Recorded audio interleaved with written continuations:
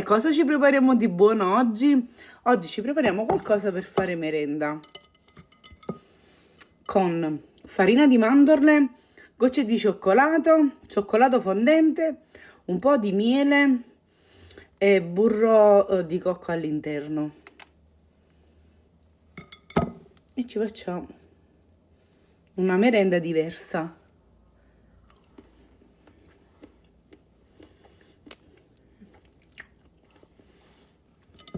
Noi la prepariamo insieme.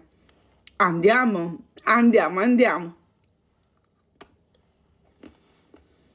Ci occorre della farina di mandorle. Se non avete questa potete tritare anche le mandorle che avete a casa, va bene uguale. Ho aggiunto già un cucchiaino di burro di cocco, lo avevo sciolto a bagnomaria e l'ho aggiunto. Aggiungo 2 cucchiai di miele,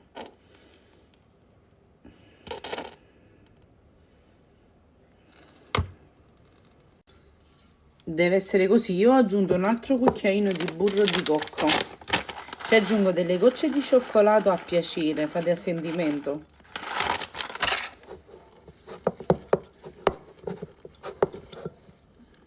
Prendiamo un piatto, ci mettiamo carta da forno, ci fate caso, la tazza è ancora quella di Natale.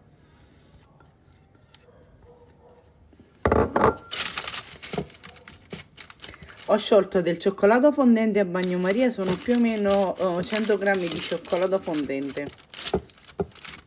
Come sempre tutte le dosi le trovate anche in descrizione.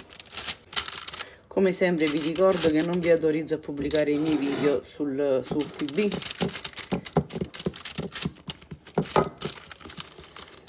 Li trovate solo qua su TikTok.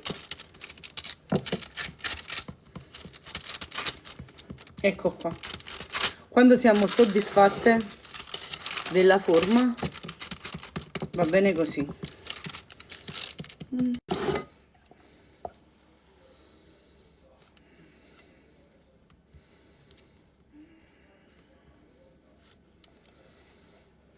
Ecco qua, io ci metto un po' di sale sopra, ma il sale è facoltativo, se a voi non piace non lo mettete, a me piace quel contrasto cioccolato fondente e quel po' di sale. Questa qua va in frigo almeno un paio d'ore e l'assaggiamo, ma voi non vi muovete che io torno subito, Eccolo pronto, è stato un paio d'ore in frigo.